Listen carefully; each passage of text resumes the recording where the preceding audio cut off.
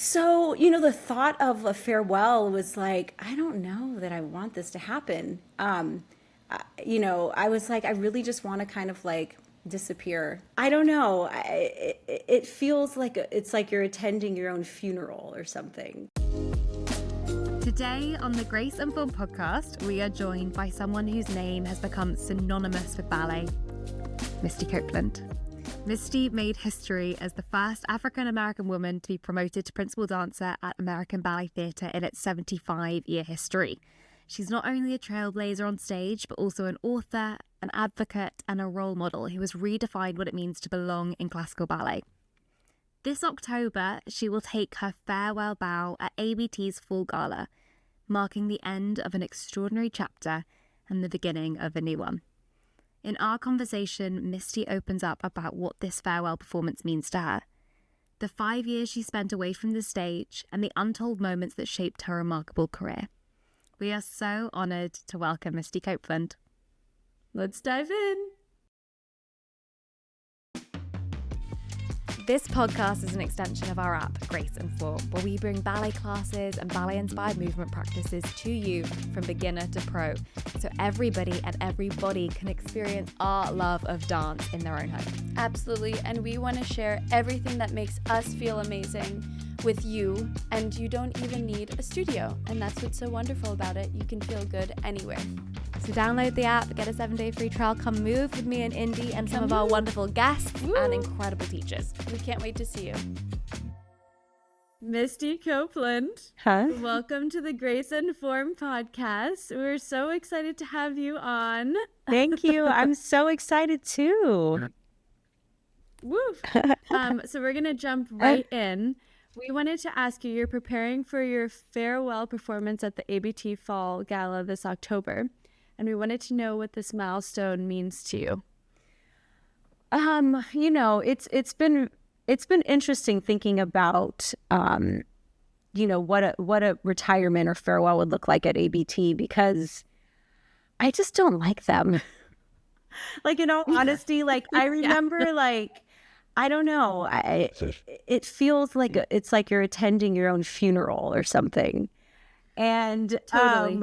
I remember during the pandemic, it was my 20th anniversary of being with the company. And I remember Kevin McKenzie calling me and just saying, like, what are we going to do? Like, once, we can be back in the theater, what are we going to do to celebrate? And I was like, I really don't want to do anything. Like, is that okay? And he was kind of like, She's gone. Bye-bye. Okay. Well, it's a good start. I hate it when the technology drops. I'm back. Well, that was a bit of a dramatic exit, because you said it was your farewell performance. It's like attending a funeral, and then you left. And that's all we get of Misty. Over and out. Hi. The beginning and the end of the so podcast. bizarre. I don't know why that happened. It's just internet connection or something. We're still figuring out. I know. Okay. This- Back. I don't know. You're I'm back. You're happy to be back. Yay! I'm so happy. We'll pick it straight back up. It's like attending a funeral. Yeah. I don't know why. I feel like I've never really imagined like some dramatic, leaving, that it would just kind of be like a seamless thing that would go into whatever I would do next. And so, before the pandemic, I was really struggling, like the year of 2019, I was really struggling with, I'm constantly working on, how can I improve? I mean, I think we all are as dancers. We're constantly thinking about, well, what can I try differently this year? Especially when you're doing a lot of the same roles, like what can I do to improve and have a different approach? And so I've always had that thought process. And in that last year that before the pandemic, I started working with a new teacher, and it was like I completely was letting go of everything I ever knew, like in terms of technique, and was working in the Vaganova technique, and literally was like I was retraining myself from scratch while I was still in the midst of performing with ABT. And, Wow. looking back, it was like, I think I was just like searching for that like passion. And I was like using this to do that. And I got injured. Like the last time I was supposed to be on stage was at the Kennedy Center, like towards, I don't remember when it was, but it was like right before the pandemic. And I ended up pulling out of Giselle like the morning of the show. And I was like not sad at all. And I was like, this isn't a good sign. So it really felt like I need a moment to like really reassess what I'm doing here. And then the pandemic hit and I was like, woohoo, this perfect time for me. Totally. You know, it was devastating, a devastating time. And I feel like I tried to do as much as possible, like to stay connected to the dance and ballet community and do whatever I could. But I was like, I've never had a break like this that wasn't really truly just connected to an injury. And even then you're still working. So, you know, the thought of a farewell was like, I don't know that I want this to happen. You know, I was like, I really just want to kind of like disappear and do something else. And then last October, 2 of my mentors called me up and they were like, Misty, I think it's time. Like, you've got to put a bow on this. You're going to feel better if you really have closure in order to really, truly move on with all of the things you're passionate about. And so it took 5 years to get me back on stage. And, you know, and I feel like it's taken me time to really process like what it is I'm doing up there. And to me, it's really just a thank you. It's like, it's not, I don't think it's like about me. It's like, I'm thanking, you know, the incredible like support that I've had throughout my career, the audiences that have come and supported me, ABT for being a dream home that like I still can't comprehend like the career that I've had with them and the opportunities that I've had with them. And so I feel like it's really just like going out there and showing my gratitude for the career that I've had and the people involved. So I love that so much because I personally also feel that way with farewells. Like the one thing I'm excited to do is to just be able to choose whatever I'd love to dance. Yes, that's but I so think important. That's so fun and important. But the gratitude is definitely what's just so, you know, you just feel so grateful as a dancer with all the help around you because you need a village to help with the mental, physical. I actually had the same thing during the pandemic. I was very relieved to have a break because I hadn't had a break in so long. And I retrained myself during the pandemic in like a more classical style too. That is so like, crazy. Go back to the basics. Yeah. Yeah. And I just like went back to the bar, super, super simple, like very basic. And it was the best thing that I could have done for my body. And also like the re-love of ballet. Yeah.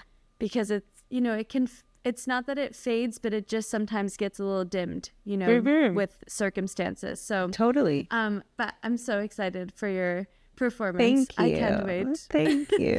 Okay. And we wanted to ask you regarding this too, as you get ready for this performance, is there one moment in your career that you keep thinking back to? I'm sure there's so many, but is there one in particular or a couple?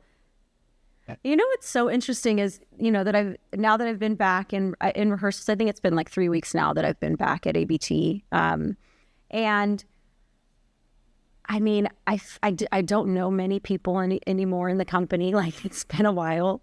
And you know, the people that I danced with are gone. They've retired. And so I'm back in the dressing rooms, and I no longer have my locker. Like, I gave that up during the pandemic just so that because there were new company members coming in, there wasn't enough room. And I was like, sure, yeah, take my things out. And so I'm like, instead of it kind of going back to where I left off, I feel like I'm 16 again. And I feel like it's like the first time I came to the summer program, and it's just like this very bizarre feeling. Like I'm back in high school and I don't know anyone. And I'm like, but I graduated, didn't I? Why am I here? Like, it's just like this very strange feeling. But just with all that said, it's like I keep going back to like when I was in the court of ballet.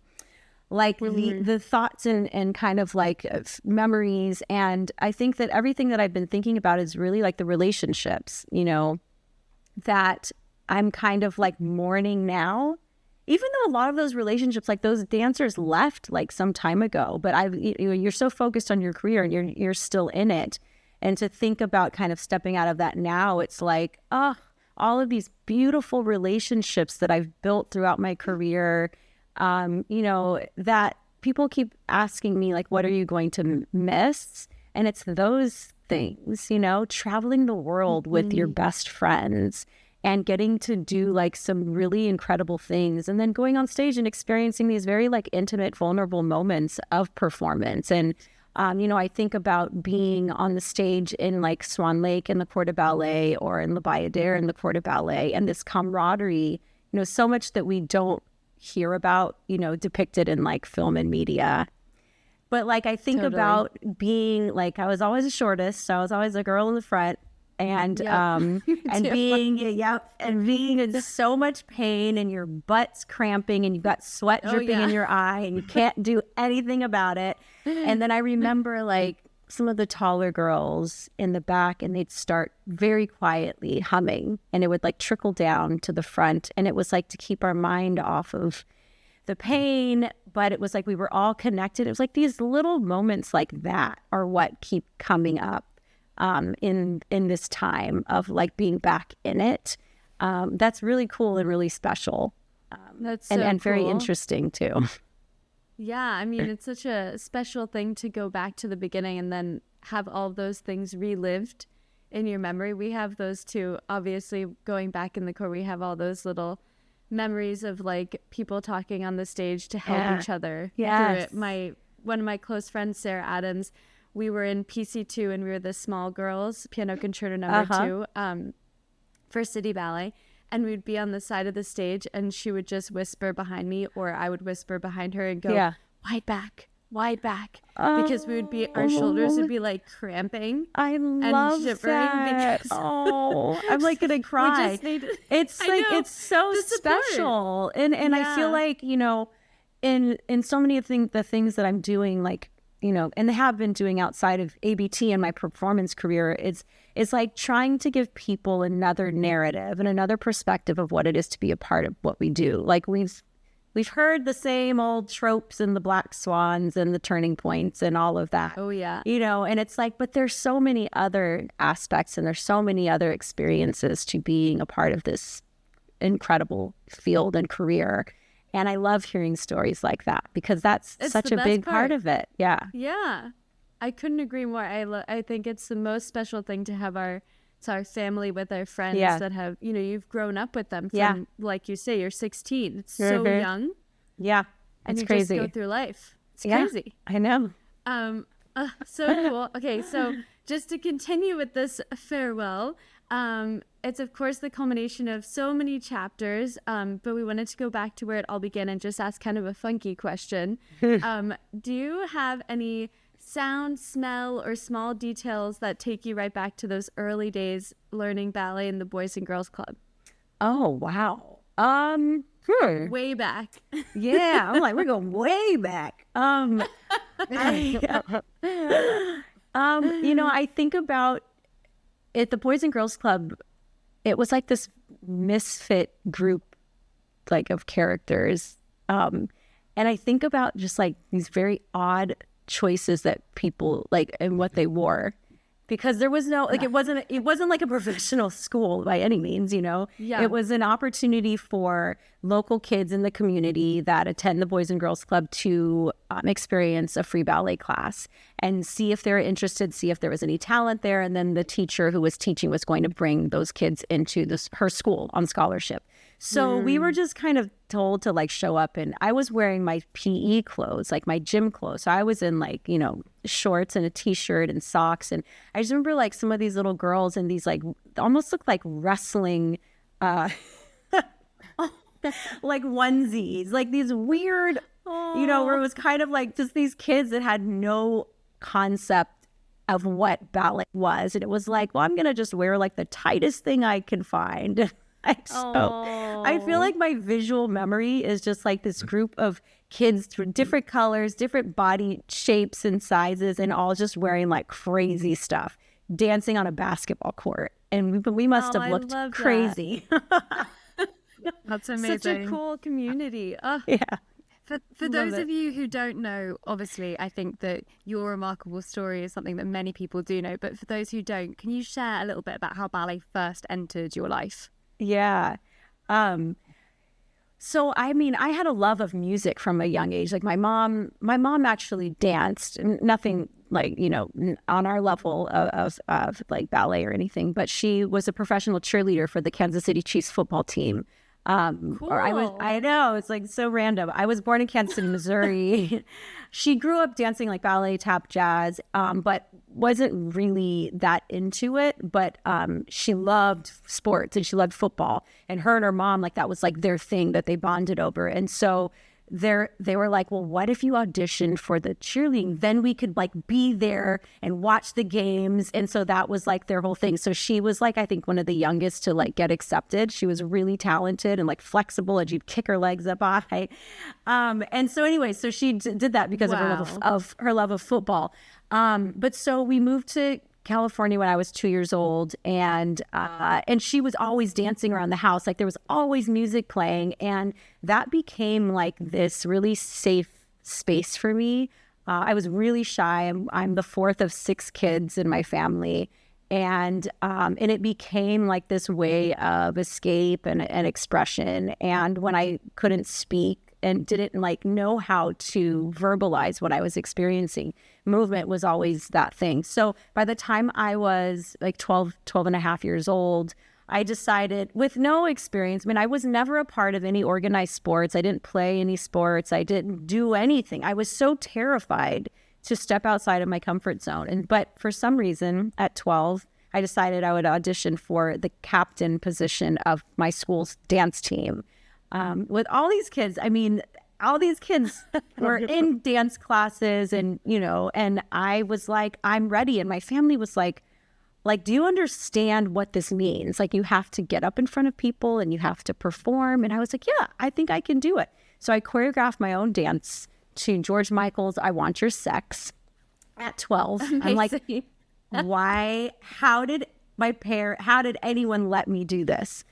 So I did my little dance, and I was made captain, and it was like a shock, I think, to everyone. Like all the kids, they were like, but like, where did you come from? And you're not in our dance classes, and like you weren't in the cheerleading squad in elementary school. So it just like came out of nowhere, and I just fell in love with it. And it was from there that the drill dance team coach, she was like, you're really talented. She was kind of incorporating some ballet and stuff like that into some of the movement that she was giving us to perform. And she was the one who suggested I take this free ballet class at the Boys and Girls Club, where I was already a member. And I was kind of like, why am I doing this? Like, I'm already getting to do like what I love. Like, I'm dancing to George Michael and Mariah Carey and, R&B and pop. And like, this is what I've been waiting for. And then why would I do ballet? And so I went reluctantly initially, where my teacher was having to like pull me down off the bleachers at the Boys and Girls Club to get me to take this class, because I was just not really interested. And it wasn't until I had been taken into her ballet school. Cynthia Bradley is her name. And she took me into her school on full scholarship. And once I was in a studio, and, we all had the proper attire, and, we were in front of the mirrors and the piano music, that it all just clicked. And it was the first time that I felt like really safe in my life. My mom is a single parent. Like, we were houseless for most of my childhood, and there was abuse in the house, or, it was just a lot of chaos. And it was the very first time where I was like, I can fully just like relax and let go and be myself. And I think it's kind of the opposite of the way a lot of people experience ballet, where they're like, you're uptight, and you're like, oh my God, and I gotta, and it was like the opposite for me. I feel like I had so much stress as a child. Where are we gonna sleep? Like, are we gonna have food on the table? And I had severe migraines until I started ballet. And it was this very interesting thing where it was like all this tension went away, and I had an outlet for a lot of things that I didn't before. So it was truly life-changing, and beyond becoming a professional. Like, it was so much bigger than that to me. It was like survival. It was like, this is what my life could be, and it was giving me the tools to become more than my circumstances. So it's Yeah, so it's always been that. Yeah. It's pretty amazing. I just interjecting because I feel actually so similar to you. It was my only constant in my life, ballet, and it also was like the only thing that I was able to talk in through my body. Yeah. 'Cause I was so shy as a kid as well, and it's such a special thing that it can be such an outlet for so many, and why we want to share it with everybody. Totally. You know, why it should be accessible to all, because it's just such a beautiful, special art form. I think it's so interesting coming to it a bit later as well, because I know that lots of people focus on the fact that most people just physically don't start at 13. But actually, just hearing you speak about it, I think it's so interesting to start something like ballet later, because you are entering it at a time where you are more self-aware. You're kind of aware of what your life looks like. You're not growing into it. You come into it as a slightly formed person with an understanding of who you are, and to then stand there and be you're in a leotard in front of a mirror, just looking at yourself and being with yourself. It's not something that you grow into. It's something that one day you just stepped into, and where a lot of people wouldn't feel at home, you did, and it's so special that. Yeah, I mean, I think that there's so much more room for like how we can experience ballet, like as community and society, that I feel like we don't give enough wiggle room for. Like, I think it is possible to start at a later age and kind of make that decision yourself, and not have it be something that you're kind of told to do, and you might grow to love it, or you just kind of continue to do it because you're good at it, but maybe you don't have the passion for it. And I think that there's something really incredible, about deciding to do something as a young person. And the discipline that takes to then decide to do it and carry on. And to also carry yourself through that. I mean, obviously, and I speak about this with Indy all the time, where it's like there's so many different ways that you can be a dancer, and you can be a principal dancer, and then Misty, like yourself, you can be a household name and someone where you kind of, it's almost synonymous with the word ballet, right? But are there words that you used to say to yourself on that journey that would kind of help you keep going, that maybe you still say to yourself now, but because it is you pushing yourself through that situation to get to where you've been? What were the things internally that kind of helped you get there? I think it's changed a lot, like over the course of my life and career. I think initially, I didn't have to talk myself into it at all. It was like a lifeline for me. And not even just like, oh my gosh, like I'm somewhere safe or whatever it is, but it was also like like you were saying, like I can express myself, and I can say the things that I didn't know how to say outside of this. And I was so eager to continue learning. It was exciting. It was exciting to say, like, oh my God, what step am I going to learn today? And I remember going away to like San Francisco Ballet. It was my very first summer program. And I'd only been dancing for a year and a half, and I had so much to learn. And they put me in the highest level because they're like, oh, physically you can keep up. And I remember just like, there was so much stuff going on outside that I, like within the summer program, like that people were like, why is she here? And what, this and that, like she's only been dancing this long. But I was like, so like in this bubble of like, oh my God, I learned a ton de cuisse today. Oh my gosh, like I can officially do a cease. Like all of that was like what I was consumed with. That was like so exciting. But once I became a professional, everything changed. I was very fortunate to be in this very protective bubble with my first ballet teacher, where the color of my skin was not a discussion. Though I was pretty much the only Black girl in most of the classes I was in, and there were things going on and conversations being had and parents leaving the board and pulling their kids out because they didn't think it was fair that I was getting opportunity over their children. But that was all kept from me. And my teacher really created this nurturing environment where I could just flourish and focus on what I needed to. And then, it was great because I had a very positive experience, which a lot of Black and brown dancers don't. coming into a ballet studio, and especially if they don't have teachers who look like them and understand their journey. And so it was good in that way that I will forever have that positive impression and experience as to like how I entered and how I know ballet can be taught to kids. But once I became a professional and I was like, oh, this is what it's really like. You know, I was the only Black woman at ABT for the first decade of my career, and it was really difficult, and I didn't feel like I really had the tools to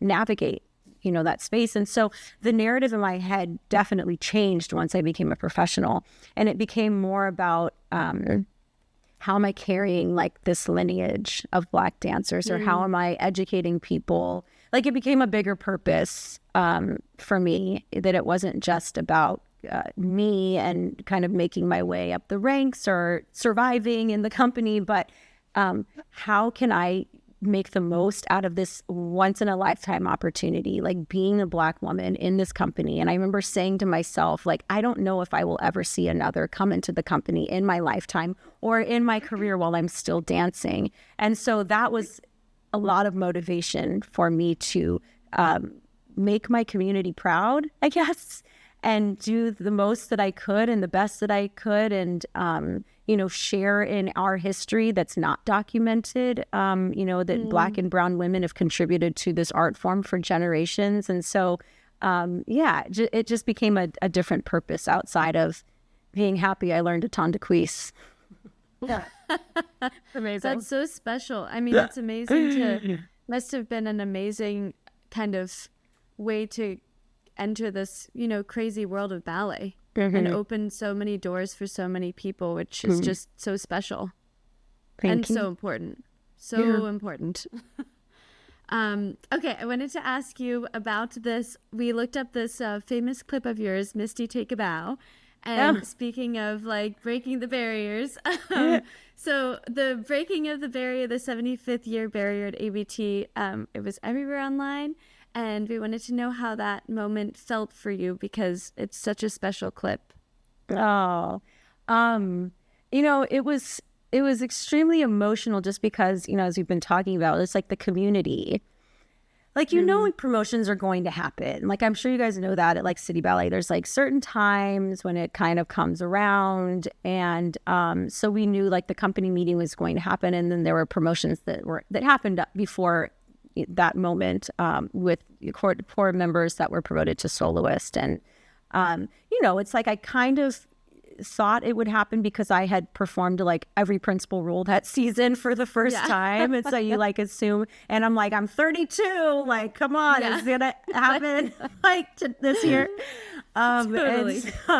And so when it happened, it was still just, it was overwhelming because I feel like the people that were in the room had been with me on the journey. And so they understood. And it wasn't like an outsider like looking in, which there was mostly positive feedback, but there was a lot of negative too, where people that don't understand the ins and outs of what it is to be in a company and kind of the trajectory, and, you know, that it's so much more than just like, oh, well, she's talented, so therefore she gets promoted. Like, there's so much more that comes with it. There's consistency and responsibility and leadership and all these things that I think artistic directors and the company are looking at. You know, so anyways, all of that to say, like, it just felt like all these people were with me on that journey and understood what it took inside. Totally. And so it was super emotional. But it was also like, Stella Abrera was promoted right after that moment. And we, you know, I think I've had similar paths. ABT is an interesting place, you know, because what I've loved about it, growing up watching like VHS tapes from the 70s and the 80s and seeing all of these celebrated dancers from all over the globe that would come to ABT and had different training and from different backgrounds. And that was so attractive to me. But at the same time, if you get into the company, there's very little space and room for promotion to principal dancer. If you're not coming in from these, you know, as, you know, these fully formed superstars. And so for Stella and I, we were a lot older when we were first getting opportunity to do like leading classical works, and the opportunity just to be promoted. So I was 32, which is like old to be promoted to principal dancer. I think Stella was like 36 or something, 34. So she was older too.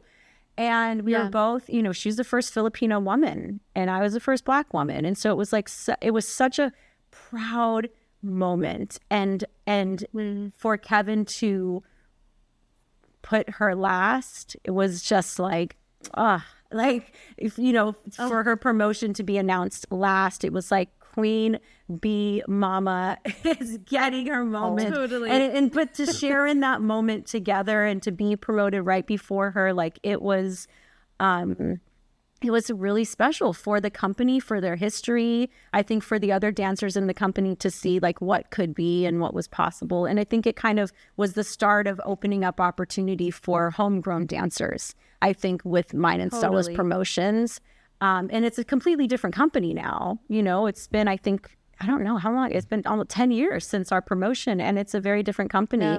We have, you know, it's similar to what happens at New York City Ballet. It's like you come through the school, you go through the studio company with ABT, and then you become an apprentice and you climb the ranks, which it wasn't the case for so many generations. So I'm very proud to be a part of that lineage of people who kind of came through the company and all the steps.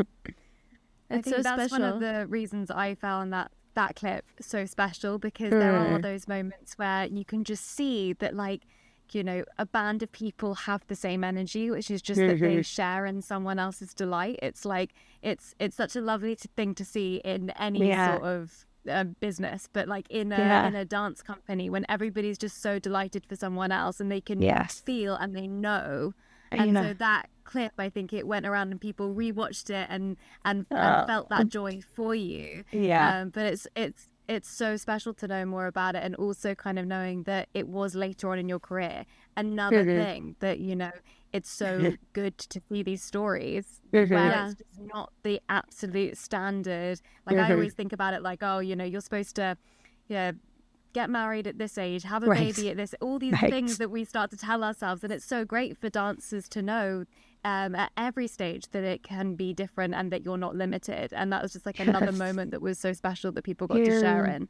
And beautifully that you guys said. are both just the best people. Oh, so kind. It's so nice. You don't have to be like how we're sometimes, as you know, represented, you know, this cutthroat diva, competitive. You know, you can also support each other coming up and just help each other in the experience, because ballet's hard in itself. We're our own worst critic, you know. Totally. Do you ever feel the weight of being a symbol in ballet? Have there been any moments when the pressure is a little bit too much in your career? Like, did you ever have a moment where, I don't know, you just felt like you needed to just run away almost? You know, it's really interesting. I feel like for so much of my career, I have not felt that. You know, I think we kind of live in these, especially like pre-social media, or, you know, when it was still just kind of like coming about. So I feel like I didn't have that. It's like you live in this bubble and there might be reviews, but I'm like, whatever, reviews. But I'm listening to the people who work with me. And it's like, I want to, you know, receive their feedback and kind of go from there. But I feel like the first time that happened, it was the year that I was promoted. And I had been doing all of, you know, I had all of these great opportunities, and I had performed Swan Lake for the first time in Australia, in Brisbane, with ABT. And it was such a great debut, because they're so lovely in Australia, and they were just excited to have the company there. And you know, people were you just felt that excitement. And it wasn't like in New York where it was like, you know, just this like very pressure filled, you know. So, you know, the company was really great with giving me the opportunity to do it there for the first time. But by the time we got to New York, there was so much kind of talk around like full articles being written in like the New York Times, like, will Misty be promoted? Like if she doesn't execute the 32 fouettes in Swan Lake. Oh, and it boy. was like the most unorganic, bizarre, like period in my career. And that like no one experiences, you know, it's like you're kind of going under the radar a bit when you first make a debut in like a big role. You know, you're not yet a big star that's, you know, getting like a Saturday night and the New York Times is covering you. But it was very, you know, it was very, very different in my experience of doing that. And it was the very first time, like, I'm not someone who gets nervous. Like I go on stage and it's like where I'm like, okay, now I'm free. Like I don't have any of the ballet masters or mistresses in the front. They can't say anything to me. I'm in control now. Like I could do, you know what I mean? And so but it was the first, yeah, that's how I've always felt. But with this specific show in New York City, there was just way too much pressure and it just got in my head, literally for the first time ever in my career. And I remember having conversations with some of my mentors, like right before I went on stage, you know, where it was just like, you've got to let it go. You cannot control whether you do it or you don't or whatever happens. You can't control what other people, you know, feel about you and are going to write about you. And it doesn't matter. And so, yeah, I would say that was like the first and only time that I've really experienced that.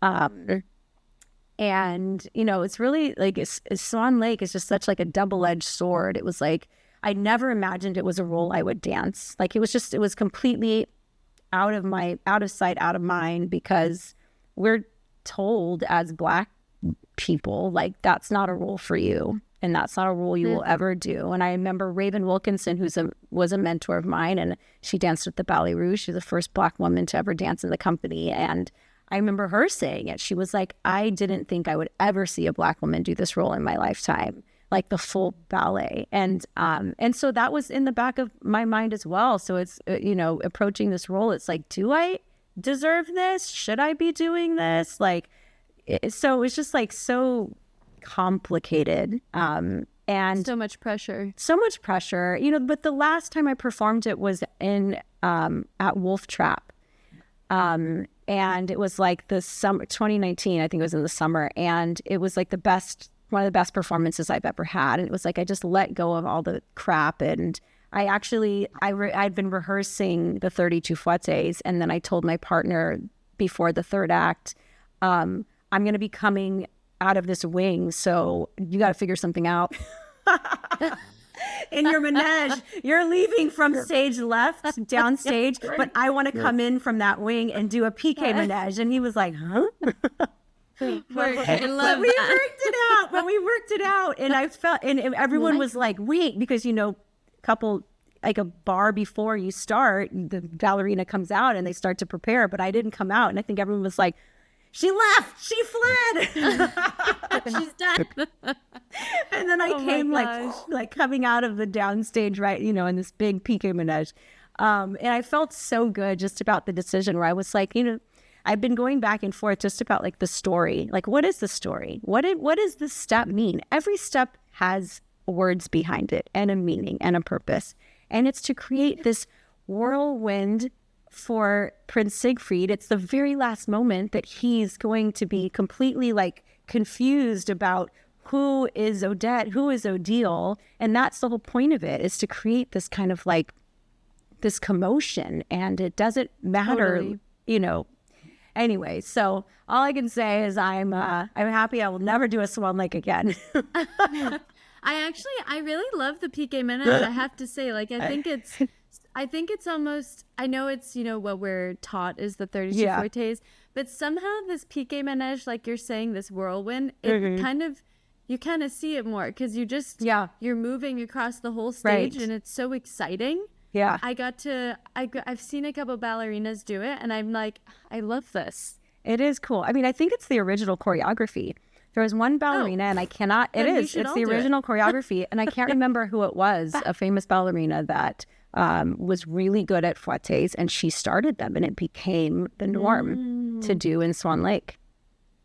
That's crazy. Did you ever feel when you were like in this moment of, you know, that it was a little bit all too much?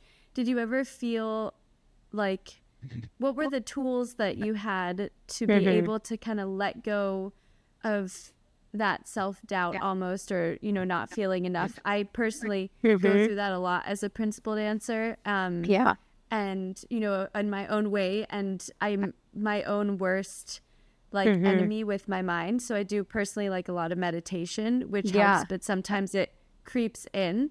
And I wonder, I just have a personal question of how do you deal with that? Like, because I'd love to know more techniques.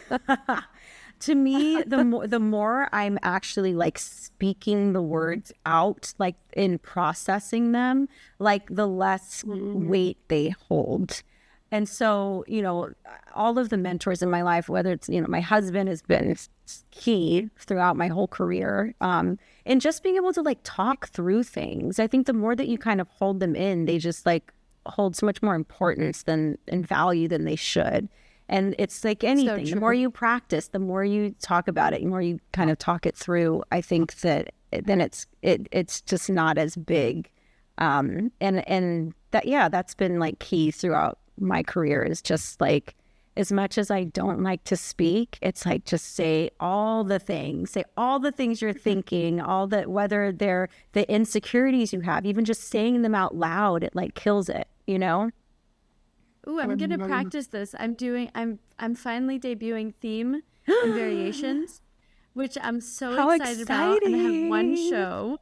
And I have like 2 more weeks. It's so annoying. I know.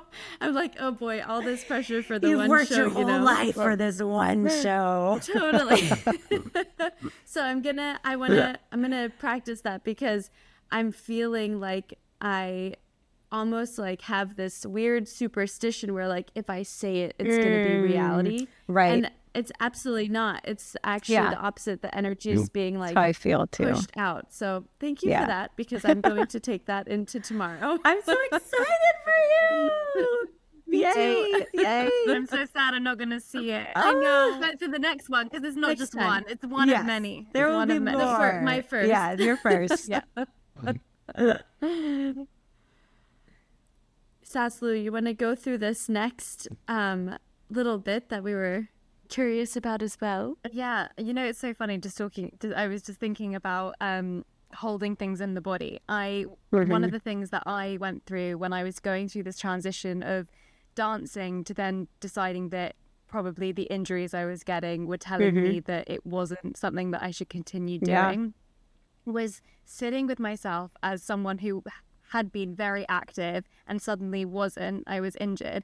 I found that my body had held on to so much, talking about holding things on and not vocalizing. And I had never really been like properly still with myself. It was actually so scary, because I've been dancing from the age of 3 all the way, had that goal. And then it was that moment of, okay, well, what's next? And I know that you've taken this time out, right? And I'm so interested to know how that's been for you. 5 years of not being on the stage. Yeah. In all honesty, I've been very happy. It's, you know, I feel like, again, it was just time that I needed to just not continue on this like hamster wheel. But at the same time, I think maybe, and I wouldn't have known this if I didn't come back and start moving again, how important it is to keep moving your body. It doesn't matter if it's like you're going to do ballet, you know, whatever it is. It's like the dumbest move I could have made was just not moving. It was like I was rebelling. I felt like I was like a teenager again. And I was like, I'm not going to do anything. Because I moved my body. Yeah. That's what I did too. I just suddenly went from doing so much movement to nothing. like, it was to nothing. And then I remember I went down to like the local studio that power plates were like all the rage at that time. And I did like a power plate workout class. And I was like, this feels like so, I feel like an intruder in this space, but I used to move the whole time. It's so weird how we do that to ourselves. It is. And I mean, I think sometimes you just need to, you know, mentally just to kind of like let go and forget and start from a different place. And so, I know that I will continue moving, like post the show. I mean, I want to continue performing. This isn't the end. This will just be, a goodbye to ABT, and again, goodbye to the Swan Lakes, and hopefully a lot of the full length ballet. But I want to continue moving, and I want to continue dancing. But I don't know, makes you have a different appreciation. I think maybe sometimes you take it for granted when it's something that we do for a living, and it's just kind of ingrained in our lives. And when you really have to make that decision, like, this is what I'm going to do to be healthy and to feel good, it's different from like someone's paying me to do this every day. It's a little different. Totally. Yeah. I remember being in a ballet class, it was a couple of years ago, and again, I'd stopped dancing full time, and somebody said to me, it was a teacher at a studio at Westside in California, and he was looking at me going, saying, smile, like, you're having fun now, right? And I was like, oh yes, you're right, I should be having fun now. Like, this is supposed to, I'm here because I'm paying to be here to have fun now. And it was like such a revelation. It was like the simplest, most ironic thing, but I was like, of course, I'm supposed to actually be enjoying it and approaching movement in this different way and new chapter. But taking that still time, I can really relate to that part of the story. And I'm sure lots of people listening, or at least people that I can think of, will relate to this moment of transition and the ability to take the time and also kind of understand the different things that are possible for you. Yeah. But when you did take that time, from what I know, you obviously had COVID happen. There were injuries, right? So you had the back injury, and is it shin injury as well? Yep. And then you had your little boy, which is another element to add to what the 5 years must have looked like. So there's like so much change going on, like beautiful change for your body. How was that? How was body is like one of the most interesting things, the vessel that we move our lives through. But how has that changed for you, your relationship with your body? What's so interesting about, being pregnant again and giving birth. I was actually just talking to a colleague of mine now who's due in like a month. But just about like this, how beautiful it is. And I think for a lot of women who are, really in touch with their bodies, and that it doesn't have to be so scary. But I hadn't been on stage for, I don't know, I think maybe two years when I gave birth to my son, or maybe it was longer than that, 3 years, something like that. And there was something about, the kind of preparation and going into labor that was so similar to performance. The mental preparation and focus that I had missed. Like, I'd missed, just getting everything together and kind of having control over your breathing and mentally preparing yourself for pain, when you have injury, or just dancing, going on stage and knowing that certain things are going to hurt, but you prepare yourself mentally. And when I went into labor, I really enjoyed it. Like, yes, it was painful, and I ended up not on an epidural because of some complications, but right when he came out, not for me. I was like, give me that epidural. Like, I was not trying to have a natural birth at all, but it just happened this way. But I was like, this is what I'm on this journey. And so I need to prepare myself. But when he came out, I looked at my husband and I was like, oh my God, I loved that. And I want to do it again. And he was just like about to faint. He was That's just amazing. What? But there was something so beautiful that that we know our bodies so well, and just that preparation and performance that we know so well, and it's so familiar. But it's been difficult coming back, like post baby. It's my first time dancing, like after I've had the baby, and a lot of these injuries have come about that I had and I didn't know that I had. So I'm dealing with them now, and it's actually been really difficult, this process leading up to next month, my performance in October. Once I started moving again, I was having like severe hip pain, and I've never experienced pain in my hips. And so I ended up getting like x-rays and MRIs, and I have a labral tear. I have bone spurs on my hip, and I have loss of cartilage. And so I'm just like, what is happening? Like all of this, like if I would have just kept moving, I don't know, maybe I would be in a better position right now. But it's been brutal getting back. Like I've done the PRP injections and the cortisone shot, and nothing has worked. I actually felt worse for I stopped training for a whole month. Like it's just been crazy. Like I couldn't lift my leg to the side for like 6 months. Like I just started doing it again. No. So everyone's like, well, what are you gonna dance if you like can't really do anything? I'm like, I don't know. So it's been a slow evolution of what the program looks like, and I'm getting there now. But it's brutal, you know. It's good just to keep moving. Yeah.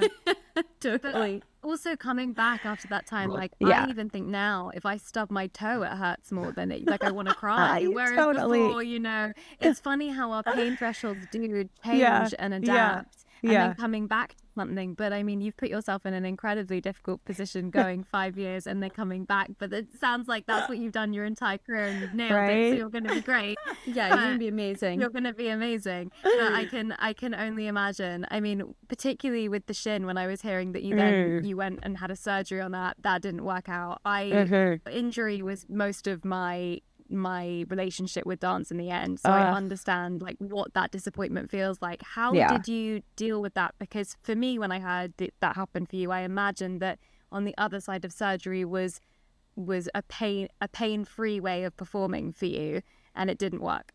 It was not. Yeah, you're right. And it's still pain that I deal with. You know, I just was so determined to reach this goal of becoming a principal dancer that like it just became a part of the norm. Like the pain became a part of it. And I think that was also a part of, you know, me kind of losing that spark, you know, in that last year before the pandemic. I think had a lot to do with just I was just exhausted from dancing in pain. That it's not fun anymore, you know. It's like Totally. I remember like when Isabella first joined the company, Isabella Boylston, and I remember watching her do a grand jeté and how effortless it was, and I was like, God, I miss that. I miss just being able to plie without pain and push off without pain and smile and be high in the air. And I was just like, And God, land without pain. and land without pain, and yeah. And so I think it's just it takes a lot out of you to dance in pain. And so, you know, I'm just trying to avoid anything that's painful, which is a lot of things like crossing into fifth hurts my shin and my hip, and pushing off a plie on one leg. So any fondue, any plie to pique, any releve, like it's just all the things you need to do in ballet hurt. Yeah. Oh my goodness. I totally hear you. We right now at our company, most of us are doing soda shas and then walking like a shuffle after to get out. So you just to get out of it. Like you just like you're like okay. Oh God, oh God, Like keep going. Oh, I totally feel you. Oh my God. I was saving like the one grand jeté for the show. I'm like, my body's not used to doing this, but that entrance in Swan Lake, you have that one grand jeté, and then I was like, oh God, please get off the ground. You're gonna do this, and then it's gonna just land effortlessly. Oh my goodness. With the time off, was there anything? I know that you've got so many strings to your bow with the foundation, with your production company, all the different things that you have just put your talent and creativity into, which is, I'm imagining that a huge part of what you love with ballet is that essence, right? That you can do in so many different things. Is there anything that's come up in the 5 years that you're like, I'm really excited to not be in pain and to explore doing this more? Good question. Yeah, right. I mean, it's so much of what I've kind of built through the last 5 years has really been an extension of what I've built throughout my entire career. So it's not like, when people are like, what are you going to do now? And I'm like, I've kind of been doing it for a while. So not much is going to shift and change. I think what's been really exciting is stepping more into the producer role. Because, so much of what, yes, we have creative input and freedom as artists, but we don't really always have control over the narrative of, the stories we're telling and our voice in that way. And so I'm excited to be able to dive into interesting stories and things that are important to me and to my producing partner, Layla, which our relationship reminds me so much of the two of you. Layla Fayez, she danced at ABT for 6 months, or I think a year if you include studio company and then the Corps de Ballet for 6 months. But and then she decided to quit, and she went back to college and she started working in film and media. And then we decided to create this production company together, and it's been really beautiful to that our friendship has remained and that we've decided to work together again in this capacity. But we just have a similar idea of the types of stories we want to tell and the way we want to depict movement and art and female stories and stories of people of color. So to be able to dive into this space and have a creative input in this way is very different in a lot of ways from ballet. But at the same time, like you said, I'm always bringing all of the tools that I've learned through my career with me in every space, through the foundation, through the books that I write, so it's all connected, and there's a beautiful through line of dance. It's so special to work with a friend. I feel I know it is. I always feel like, before Indy and I started before I was the thing that was keeping her working when she's not working. Before that, all the different projects I was doing, I felt like that there was success markers that felt like I had to get there, and I was constantly striving for them. But I feel like one thing that's lovely working with a friend is it's kind of like a success even before the project goes. You can do something with someone you love and you also share that vision. It's it's lovely to start from that point. You're like, I've already made it to be working with somebody that I love, and that I love that the day.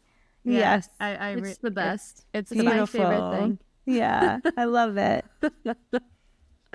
I wanted to ask you one other personal question too, because I don't know if you ever felt this way, but did you ever feel pigeonholed in your roles, where you maybe were always the jumper for your height, or because there's actually a lot of, I think people don't realize, but you get so typecasted for height, even though you can look at so many other places and height's not an issue really, because I personally think it should be about your ability, what you bring. 100%. And, you have such a beautiful lyrical way of dancing, that I feel I wonder if you ever felt pigeonholed and kind of how you dealt with it. I definitely feel that in my personal journey, and have dealt with it in my way of trying to accept and also do roles on gigs that I've always dreamed of. I got to do After the Rain with Craig Hall. I brought him out of retirement, and he's one of my besties. So it was heaven. And then Swan Lake, I got to debut this summer too. So that's kind of how I've been able to do it. But I'm wondering, with you in your career, how did you feel pigeonholed, if you did feel that, and how did you deal with that? Yes, definitely, Ab. I mean, I'm 5'2", and but I have really big feet, and it's really hard for me to move quickly. Yes. And I'm very what's the term, the word? I'm very hypermobile, in my hips and my knees and my ankles, and so it's the way my body was built is the opposite of the roles that I've been given. The jump, the little quick petite allegro, hopping on point and moving quickly. Oof. And I'm I can't do any of this. Yeah. But that's what the small girls are supposed to do, which I've never understood, because I know so many tall dancers that are really quick and that can, and I'm more, like you said, like a lyrical, and I like adagio and prefer that type of movement, and it's hard when you're like in the corps de ballet, and you don't have much say in the roles that you do, and certain costumes fit these people and certain and so it's like a whole thing. True. But definitely when more specifically when I became a soloist, I started to really kind of prepare myself to have these kinds of conversations, like with my artistic director.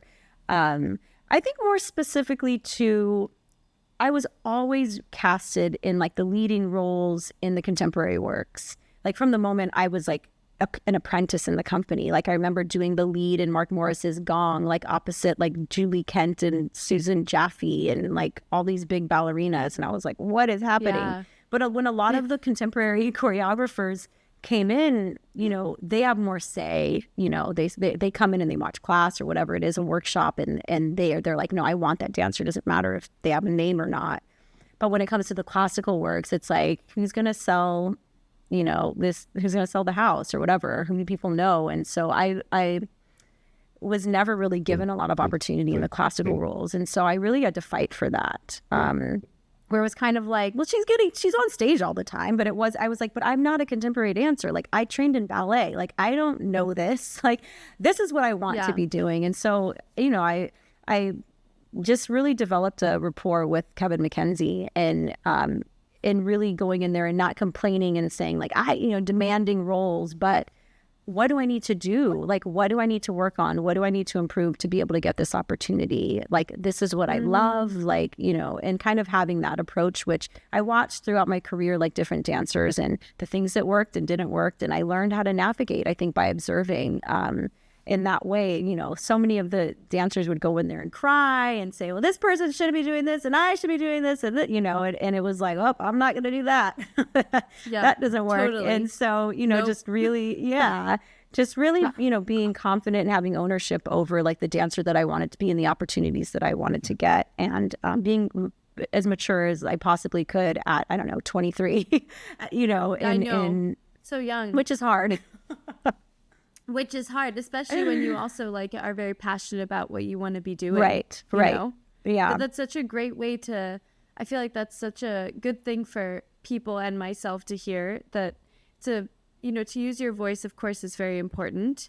But how you use it is also so important. And so to go in, like you say, and, with your director, with whomever it may, deal with, that you go in and you ask, like, how do I improve? What do you want me to improve on in all the ways to be able to get this part or go into this direction or something? Because actually that's such a wonderful proactive way of asking, because you can only, if you want to improve, that's a great way to improve anyways. Right. Totally. Yeah. It is very clever, because they also can't say no. They can only give you the advice of how you can improve, which is really nice. I'm loving this. I'm going to take it into a lot of things. Yeah, it's for life. What do I need to do to get on that call? Right. It's great. No, actually, I'm loving that advice. That's perfect. Misty, to close out, because I know that we've taken up lots of your time, I just have a few final questions. The first is, looking back now, obviously, I think even though, as you said, it's a farewell, but it's a celebration, because there are so many more things that you're going on to do and continuing to do. I think it's to kind of go all the way back, you saying you're coming back to ABT now, and so many people in the company, they're so different, they're not who were there when you left or when you stopped performing. Do you think it would be a different experience in today's world going through the company and being a dancer at ABT, your journey? Oh yeah, it's a completely different company now, and it's really exciting. I was recently talking to one of a young Black girl who's in the corps de ballet at ABT, and just her experience of coming in is like so different from mine. She said to me, like, I'm looking at you and I know it's possible. Like it's actually like a possibility in my mind that this path could happen for me. But you know, beyond race and that, it's just it's a completely different company, because I think there's just more opportunity, because we've really developed a different structure and more of a through line now that we really have a consistent school in the Jacqueline Kennedy Onassis School that then feeds into the studio company, that then feeds into the company. Throughout my career, we didn't always have a school. It's a little bit harder to create that flow and that narrative if you don't have a school to pull from.